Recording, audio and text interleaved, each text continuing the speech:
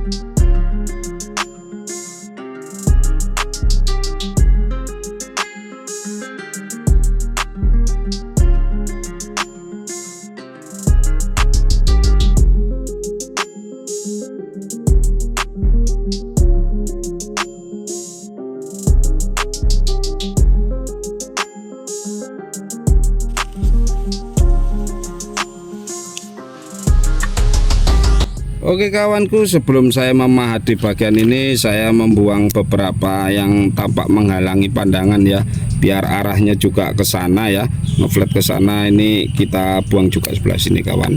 Oke, udah kelihatan jelas ya. Mari kita pahat yang sebelah sini. Oke, kawan, lanjut kita kupas dulu. Kita dengan menggunakan alat ini ya, tang kerukut ini ya, kita kurangi dulu ini. Nah, seperti ini, kawan.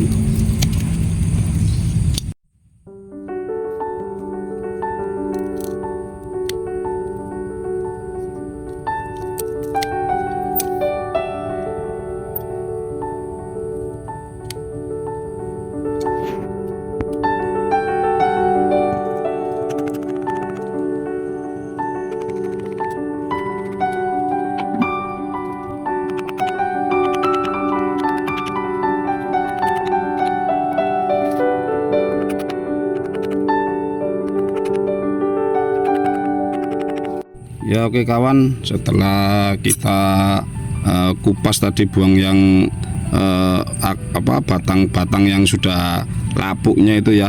Ini kan sudah terkena batang-batang yang kayu ya, yang masih kambiumnya jalan ya. Kita rapihkan lagi menggunakan ini, saya ini, kawan, pisau seperti ini, kawan.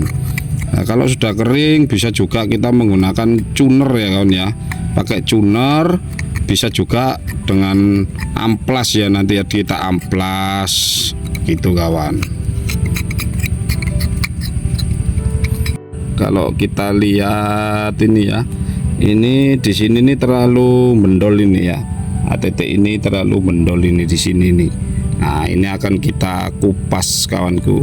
Nah, kupas di sini nih, dari sini ke sini ya, kawanku ya, biar dia itu gede, ngecil, ngepen ke sini, tidak tidak kecil di sini, mendol di atas, gede di sini ya, tidak di sininya gede gitu ya. Oke, kita kupas sebelah sini, kawanku. Kita ajar di sini, kawanku. Oke, bismillahirrohmanirrohim. Nah, seperti ini, kawan. Nggak apa-apa, kawanku, nanti kalau kambiumnya nutup dia sembuh, bagus, kawanku. Nah, semua itu butuh proses ya, kawan ya, jadi harus sabar, tekun, ulet ya. Nah, begitu.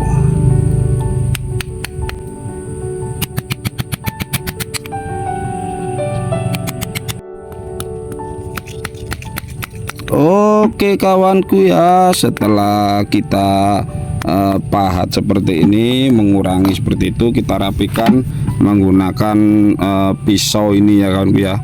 Ya di sininya seperti ini kawanku.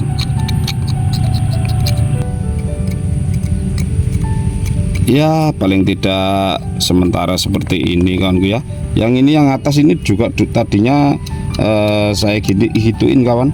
Nah ini jadinya kurang lebih seperti ini ya. Ini kita rapikan kembali seperti ini kawan. Nah, sambil kita menunggu kambium ini nutup, menunggu juga keidealan batang penerus batang utama ini ya kawanku ya. Oke lanjut ya. Oke kawanku, selanjutnya untuk melapisi itu tadi ya, saya menggunakan lidah buaya aja ini kawanku. Biasalah ramuan saya, karena di dalam lidah buaya ini juga terdapat lendir ya, yang fungsinya juga bisa merangsang hormon-hormon kambium kawanku, agar kambium itu cepat menutup gitu ya, dia cepat sembuh gitu. Nah, caranya mudah sekali, hanya dioleskan seperti ini ya kawanku ya. Oke, seperti ini mudah sekali kawanku.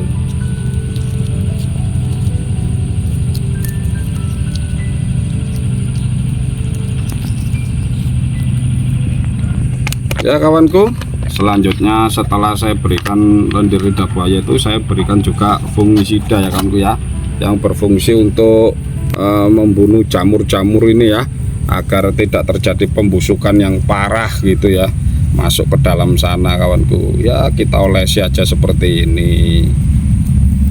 Kalau tidak ada bisa pakai salep kambium bisa, salep kambium bisa, tapi kalau bisa usahakan kering dulu baru disalep kambium ya kawanku ya. Itu akan lebih efektif, akan lebih bagus. Kalau mainnya ini lidah buaya ini langsung nggak apa-apa dengan fungisida seperti ini ya kawanku ya. Nah ini harus rutin kawan. Kalau sudah efeknya sudah hilang, ini kita kasih lagi supaya lebih maksimal hasilnya kawanku.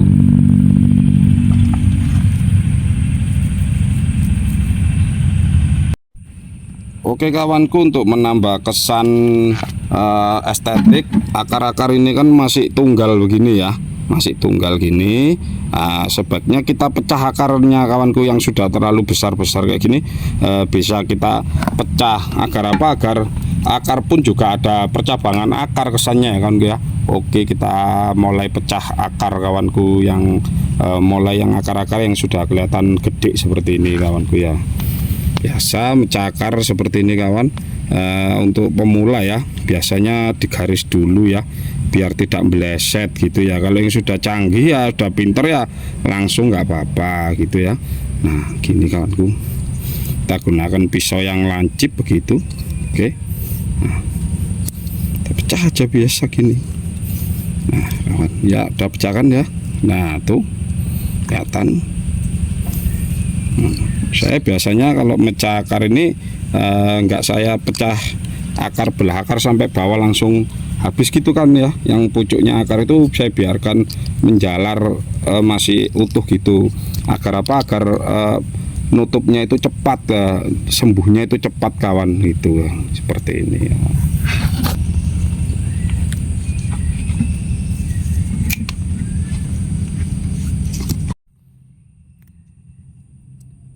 Ya oke kawanku, setelah kita belah seperti itu, kita ganjal ya. Biasalah saya menggunakan ganjal ranting yang sudah kering seperti ini.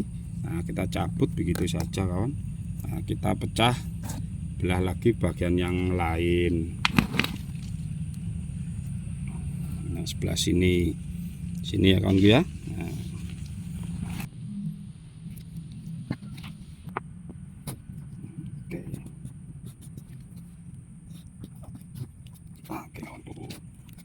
nggak usah sampai pol sana ya kawanku ya. Cukup segitu, jadi ada jarak antara pangkal akar dengan belahan kita. Jadi akar itu nggak sampai pol di sana, nggak sampai mentok di pangkal akarnya ya. Ada jaraknya seperti ini.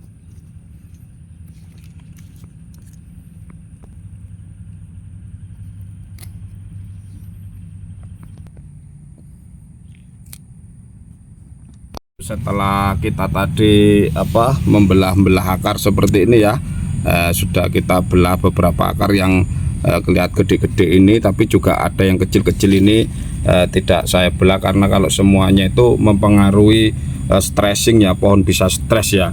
Nah setelah itu kita lihat lagi kawanku yang sebelah sini nih ya. Tadinya pohon memang semuanya itu nggak bagus kawanku, kalau kita pegangnya jadi bagus. Belah sini ini kan pohon ini terlalu ke sana ya, ini cabang ini ya, ini kurang ngeflat ke sini ya. Ya kita ulangi lagi kawanku, kita sebelum kita nolkan biasanya saya bikin ini dulu, saya kupas kulit dulu untuk memancing pertumbuhan ranting atau tunas baru di sebelah sini ya. Kita kupas kulit seperti ini kawanku.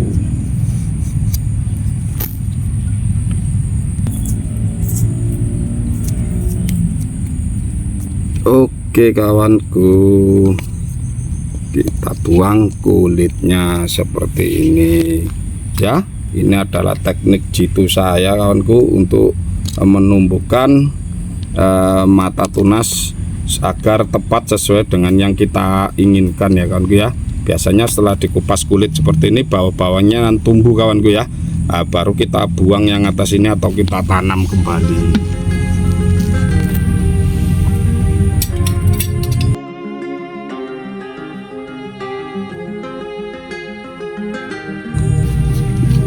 Saya tambahkan sedikit kokopit lagi di atasnya kawanku agar kelembapannya terjaga gitu ya. Pohon ini lembab, basah tapi tidak kebanjiran gitu kawan.